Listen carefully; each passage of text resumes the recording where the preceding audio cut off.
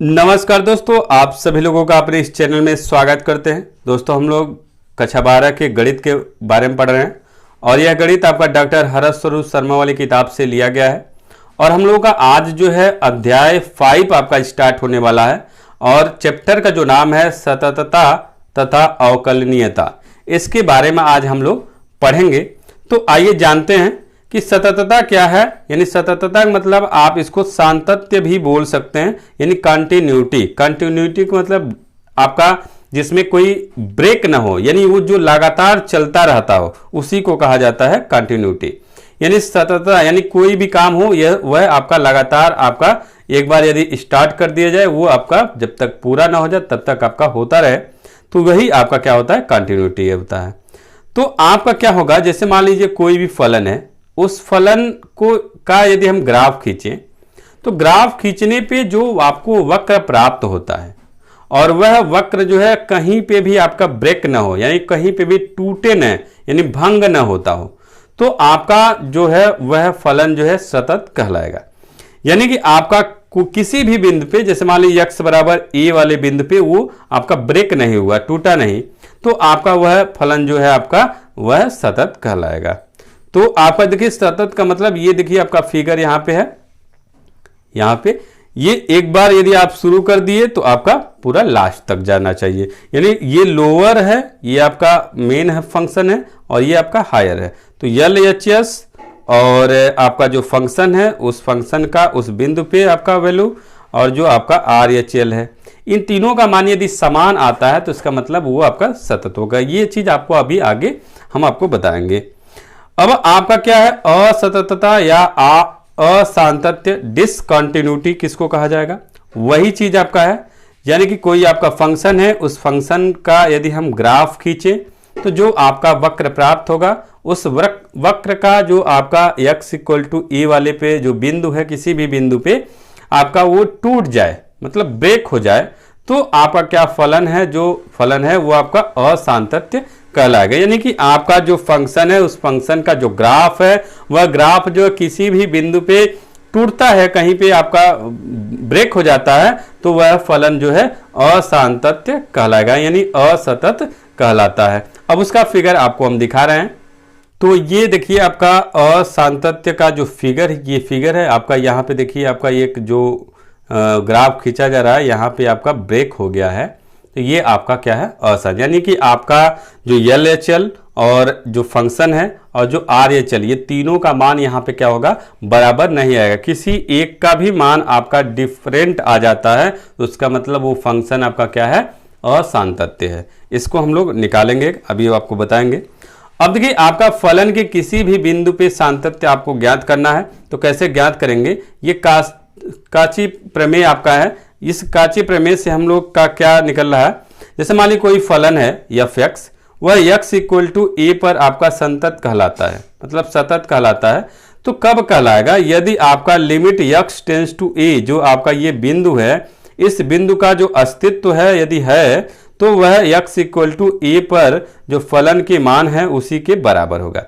यानी अर्थात इसके कहने का मतलब यह है कि limit x tends to a, fx का मान यदि निकाला जाए, यानी x के जगह a की वैल्यू रखा जाए, तो जो भी आपका मान होगा इनके बराबर होगा। ये चीज कहा गया।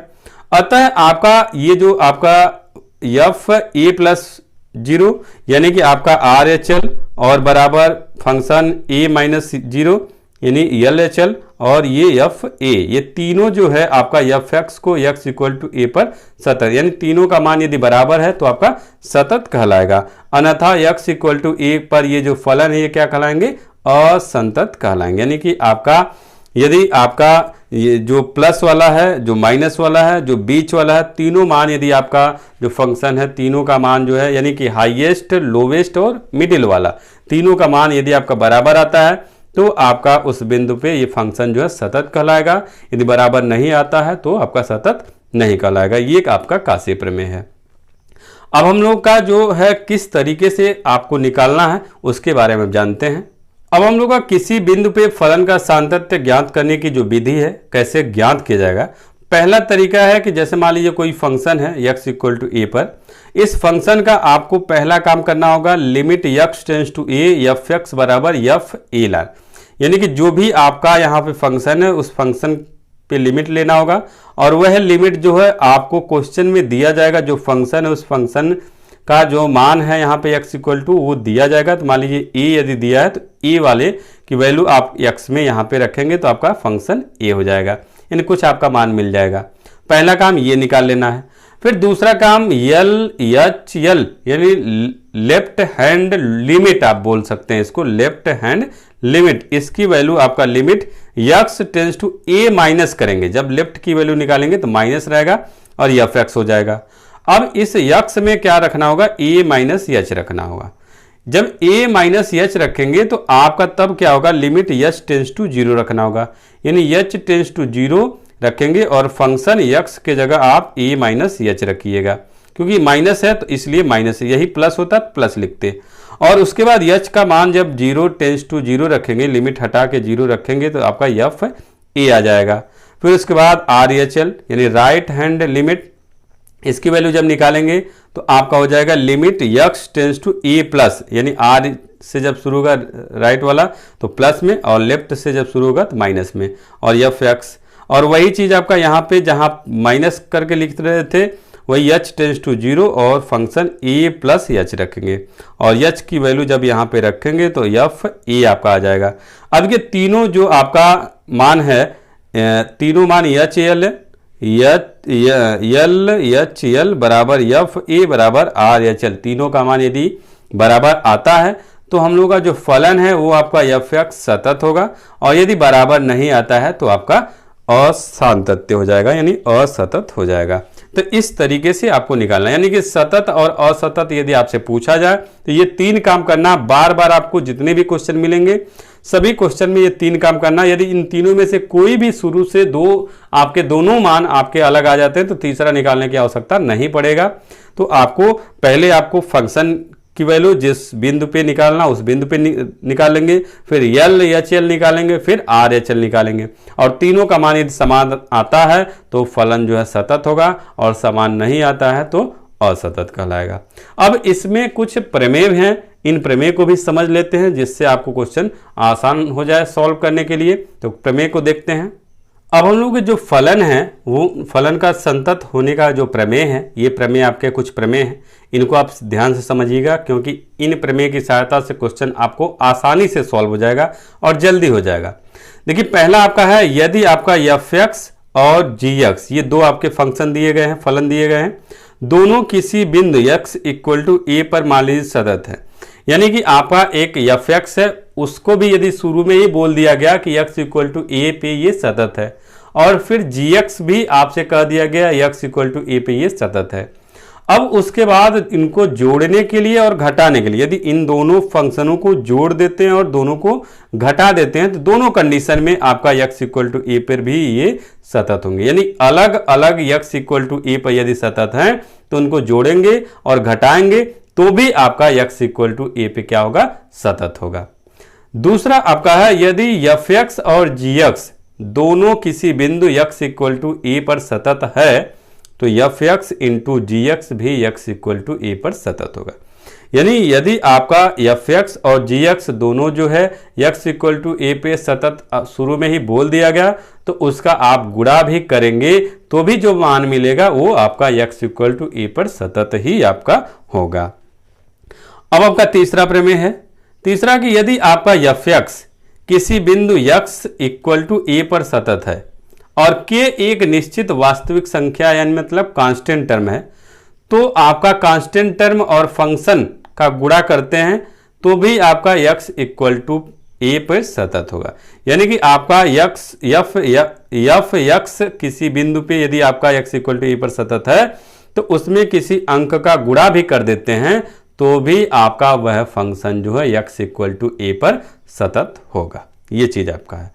अब आपका चौथा है कि यदि f(x) और g(x) किसी बिंदु x इक्वल टू a पर सतत हैं और ga यानी कि ये जो आपका ga है उसकी वैल्यू यदि आपका 0 नहीं आता है तो f(x) बटे g(x) भी x इक्वल टू a पर क्या होंगे, सतत होंगे।